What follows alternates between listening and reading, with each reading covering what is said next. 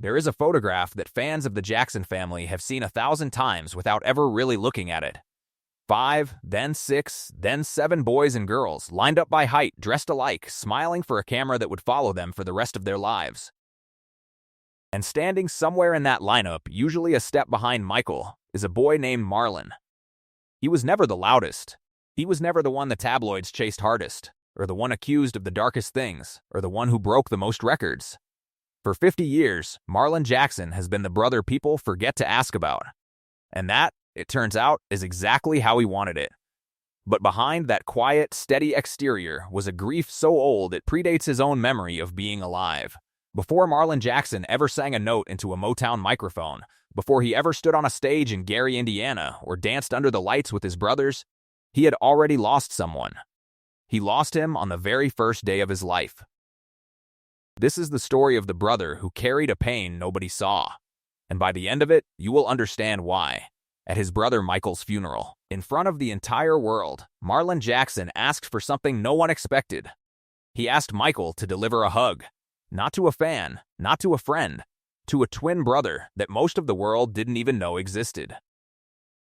Let's start at the beginning, because that's where this pain begins too. A birth and a death.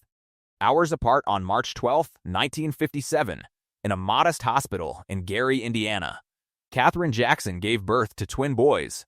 They arrived weeks early, their lungs unfinished, their bodies too small for the world they just entered. One of those boys was named Marlon David Jackson. The other was named Brandon. Marlon was strong enough to fight through those first fragile hours. Brandon was not. Within a day of being born, Brandon Jackson died of respiratory failure. He never left the hospital. He never came home to the small house on Jackson Street. He never got a chance to be anything other than a name on a birth certificate and a headstone in an Indiana cemetery. For most families, a loss like that becomes a private sorrow, spoken of quietly, mourned in its own time, and then folded into family history. But the Jackson family in 1957 was not living an ordinary life for very long. Within a few years, Joe Jackson would begin building his sons into a musical act. Within a decade, those same sons would be performing on television in front of millions. There was no time, and by all accounts, very little cultural permission within that household to sit with grief. The Jacksons moved forward, because that's what the moment demanded of them. And so Brandon's death became something the family rarely discussed out loud. Not because they didn't feel it, but because there was a whole world outside that front door, expecting 5, then 6 brothers who could sing and dance and smile through anything. Nobody has ever said, on camera, that Marlon Jackson sat his family down and demanded they talk about his twin. That's not how grief worked in that house. And by extension, it's not how his story survived. Instead, Brandon became something quieter. A silence that lived alongside Marlon for the rest of his life. Psychologists actually have a name for what a surviving twin experiences in cases like this. They call it being a twinless twin, and it describes a very specific, very real kind of grief. It's not simply losing a sibling. It's losing the other half of the exact moment you arrived on Earth. Twinless twins often describe a feeling of incompleteness they can't fully explain, a sense that something is missing that they never even got the chance to know. Marlon Jackson grew up as a twinless twin inside one of the most famous families on the planet, and if you go back and watch old interviews, old footage, old photographs, you start to notice something. Of all the Jackson brothers, Marlon was consistently described by people around him as the quiet one, the steady one, the one who kept things together instead of pulling them apart. It's worth asking whether that stillness was simply his personality, or whether it was something he built, brick by brick, around a wound that never had the chance to heal properly in the first place. The brother who became a substitute 17 months after Brandon died, Katherine Jackson, gave birth to another son. They named him Michael. Michael Jackson arrived into a family that had already lost one boy from Marlon's exact birth, and it's here that one of the most quietly devastating threads of Jackson family history begins. Because Marlon and Michael were close in age, closer than any of the other siblings, they were paired together constantly, sharing rooms, sharing beds on tour, sharing a childhood almost entirely consumed by rehearsal schedules and stage lights instead of playgrounds. People who were around the Jackson family in those early years have said, in various ways over various decades, that Marlon seemed to attach himself to Michael with an intensity that went beyond ordinary sibling closeness. And it makes a certain kind of heartbreaking sense. Michael was the brother who was there. Brandon was the brother who wasn't. It's not hard to imagine a small boy, without ever consciously deciding to do it, pouring the love meant for a lost twin into the brother standing right beside him. Family members and biographers have repeated a version of the same idea for decades, that Marlon came to see Michael as something like the twin he never got to have. Not a replacement in some cold, clinical sense, but a living, breathing person onto whom an old and wordless grief could finally attach itself. It's the kind of bond that doesn't announce itself. It just quietly shapes a person's entire life. And it shows up in the small details, the ones that don't make headlines but tell you everything. Marlon and Michael were known within the family as the group's pranksters, the two who would break the tension of endless rehearsals and press conferences and Joe Jackson's famously strict discipline with jokes, with laughter, with the kind of mischief that only two people who deeply understand each other can pull off. Marlon once said of those years, "We were the jokers of the family," a simple line that carries the weight of two boys finding a way to survive an extraordinary childhood by leaning on each other. There's a detail from Michael's adult years, one of those small stories that circulates in fan communities and biographies, that captures the bond perfectly. As Michael grew older and more famous, he would sometimes go out in public in elaborate disguises, wigs, fake beards, oversized coats, anything to move through the world without being swallowed by his own fame. And more than once, it was said that Marlon could still pick him out of a crowd. Not by his face, which was hidden. Not by his voice, which he'd disguise too. But by the way he stood, the way he moved, even by the shoes he chose to wear on stage repurposed for the street. It's a small thing, but it says something enormous. That kind of recognition doesn't come from being famous siblings who occasionally see each other at family functions. It comes from a lifetime of paying extremely close attention to one specific person, because on some level, you need to know exactly where they are. Because Michael understood something Marlon understood too. What it felt like to grow up without the normal parts of childhood. What it felt like to be managed, molded, and pushed by their father Joe, whose strict, sometimes brutal approach to raising the group has been documented extensively over the years. Marlon and Michael were both, in different ways, boys who lost pieces of an ordinary life to become the Jackson 5, that shared loneliness, layered on top of Marlon's own invisible grief for Brandon, forged something between them that outlasted fame, outlasted distance, and outlasted even Michael's own transformation into the most famous entertainer alive. The middle brother who kept the group together, it's worth pausing here, before we go further into the losses, to understand who Marlon actually was inside the machine of the Jackson 5. Because his steadiness wasn't just an emotional posture. It showed up in his work too. When the Jackson 5 signed with Motown in the late 1960s, the spotlight naturally fell on the two ends of the lineup. Jermaine, the smooth-voiced co-lead, and Michael, the impossibly gifted child prodigy who could out-sing and out-dance grown men. Marlon, by most accounts, was the dancer of the group, the one whose footwork anchored their tightly choreographed routines, even as the singing credit usually went elsewhere. It's a strange thing to be essential to a group's visual identity while rarely getting the vocal spotlight, and yet that's exactly the role Marlon settled into for years. That started to change once the group left Motown for Epic Records in 1976, rebranding as simply the Jacksons after a contract dispute pushed Jermaine to stay behind and younger brother Randy stepped in. With more creative control under their new label, Marlon began stepping forward. He took a lead vocal spot on Strength of a Man, another on Man of War, and by the time the group released their 1984 album Victory, Marlon had written and produced his own single, Body, singing his first solo lead on a Jackson's record. It wasn't an era that made him a household name the way his younger brother's solo career did, but it was proof that behind the quiet exterior, Marlon Jackson was still fighting to carve out his own space inside a family act built almost entirely around one extraordinary sibling. Steady where others cracked. If you know anything about the Jackson family, you know it has not been a story of quiet, uneventful decades. There have been lawsuits over the family fortune, public feuds that spilled into television interviews, allegations and controversies that followed Joe, followed Michael, followed Jermaine, followed LaToya. The Jackson name has rarely, if ever, stayed out of headlines for very long. And through nearly all of it, Marlon Jackson has occupied a strange position.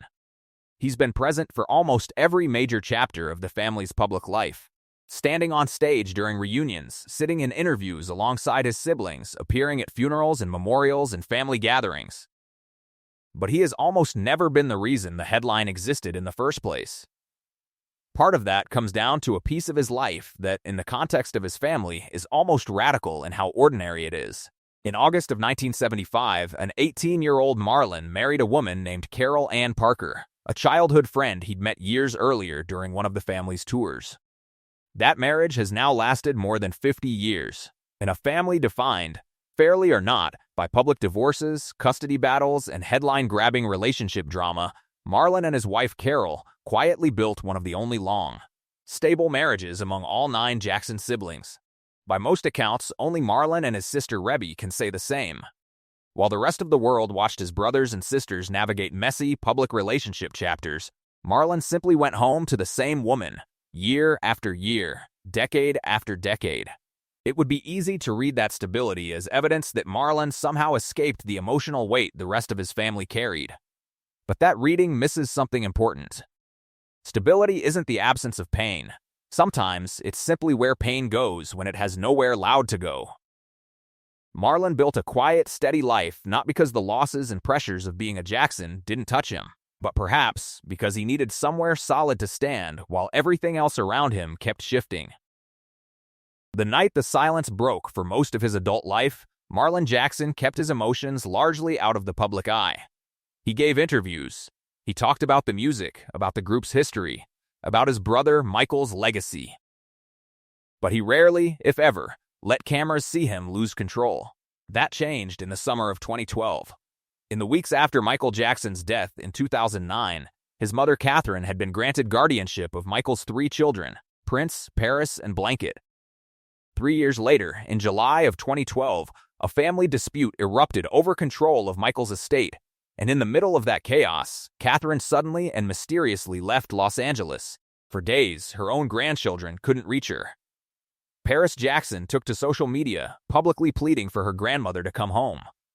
Reports swirled that Catherine had effectively gone missing, whisked away by relatives amid the estate battle, cut off from contact with the family. Marlon, sitting for a televised sit-down interview alongside his brothers Tito and Jackie, tried to explain what the family knew. And what they knew, it turned out, was almost nothing. "We've been told that our mother is safe," Marlon said, his voice already tightening. "She's doing well. But we have not spoken with her. We have not talked with her. And I don't know where my mother is." Then something in him broke open on camera. Live. In real time. His voice rising, Marlon said, "All I know is she is in Arizona. And whatever doctor is saying, I can't talk to my mother, you call me. I'm finished.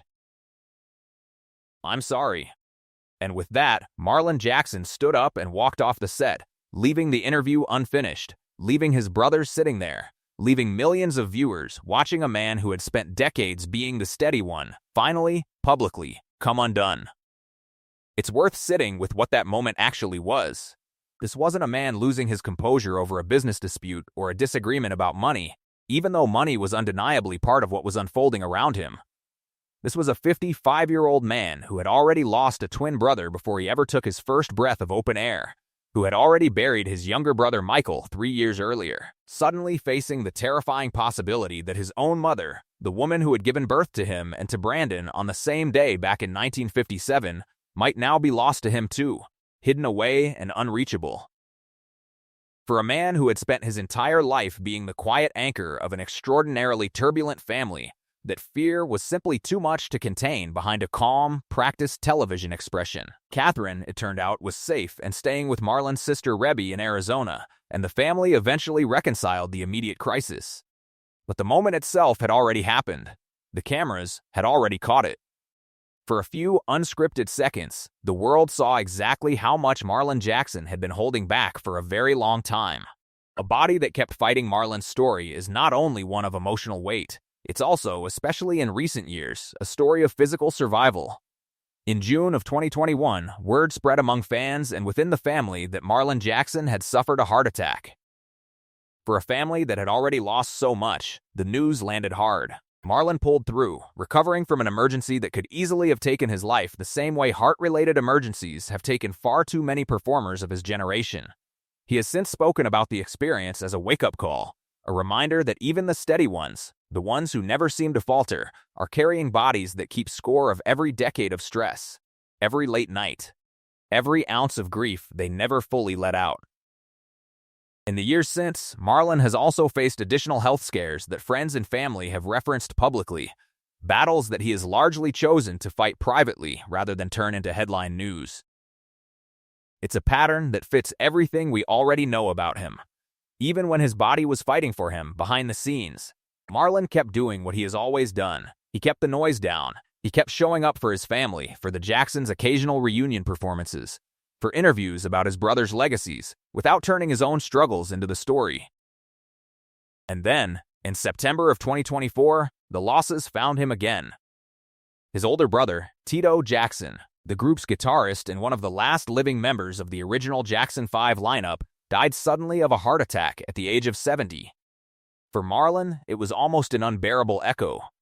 He pointed out in the aftermath a detail that says everything about how closely he keeps track of his family's history, even the smallest threads of it. The last time the surviving Jackson 5 members had performed together with Michael was September 10, 2001. The last time they performed together with Tito was September 10, 2024, 23 years later to the exact date. Whether that was coincidence or something closer to fate, Marlon noticed it. Of course he did. He has spent his entire life noticing the things other people miss, the anniversaries, the absences, the shapes that loss leaves behind. By late 2024, Marlon Jackson had now outlived a twin brother lost within hours of birth, a younger brother who became the most famous entertainer on the planet, and an older brother who had stood beside him on stage for more than 5 decades. Katherine Jackson, their mother, has had to bury 3 of her 10 children. Marlon has had to bury 2 brothers and carry the memory of a third he never even got to meet. Give our brother a hug, which brings us back to where every thread of this story ultimately leads. July 7th, 2009. The Staples Center in Los Angeles. A public memorial service for Michael Jackson, watched by an estimated global television audience in the hundreds of millions. The service had already featured performances and tributes from some of the biggest names in music and entertainment: Stevie Wonder, Mariah Carey, Lionel Richie, Usher, Jennifer Hudson, and more, alongside remarks from civil rights leaders and Michael's own 11-year-old daughter, Paris, who tearfully told the crowd that her father had been the best father anyone could imagine. And then, toward the end of the service, the Jackson family gathered on stage together to deliver their final goodbyes. Each of Michael's brothers wore a single white sequined glove in tribute, a quiet, unmistakable nod to the icon they'd grown up beside. When it was Marlon's turn to speak, the calm, composed brother who had spent his entire life staying out of the spotlight's harshest glare stood in front of the world and could not hold himself together. He told the crowd, through tears, that maybe now, finally, people would leave Michael alone. It was a line that carried decades of frustration inside it. Frustration over the tabloid scrutiny, the endless speculation, the way his brother's humanity had so often been buried under headlines. Marlon wasn't just grieving. He was, in that moment, still trying to protect Michael, the way he'd been trying to protect him since they were small boys sharing beds on the road. But then Marlon said something else. Something that had nothing to do with headlines or fame or protecting a public image. He looked toward wherever he believed Michael could now hear him, and he said, "I have one request, Michael. I would like for you to give our brother, my twin brother, Brandon, a hug from me." Read that sentence again, slowly, and think about everything that came before it. Think about a boy born in 1957 who lost his twin before either of them ever had the chance to know each other. Think about a childhood spent quietly carrying a grief he likely couldn't even name until much later in life. Think about the little brother who became, in every way that mattered, a stand-in for the twin that fate had taken. And think about a 52-year-old man standing in front of the entire world at the funeral of that very same substitute brother, using his last public words not to talk about Michael's music, or Michael's fame, or Michael's legacy, but to ask him to go find Brandon. To finally, after 52 years, let the two of them meet. It's one of the most quietly devastating moments in modern celebrity history, and it rarely gets the attention it deserves, because it's easy to watch that memorial and only see the surface of it, a grieving brother crying at a funeral. It takes knowing the full story, the twin lost within hours, the substitute bond, the decades of silence, the on-camera breakdown 3 years later, the heart attack, and burying Tito 15 years after that, to understand what Marlon was actually saying. He wasn't simply mourning Michael. He was, for one brief moment, finally allowing the world to see the other loss too. The one from 1957. The one nobody ever really talked about. The one he'd apparently been carrying, quietly, his entire life. What Marlon's silence actually says, it would be easy to tell Marlon Jackson's story as a footnote to his more famous siblings. The other brother, the one without the scandals, without the #1 records as a solo act, without the tabloid obsession. But that framing misses what actually makes his story worth telling. Marlon Jackson is, in many ways, the emotional through line of the entire Jackson family saga.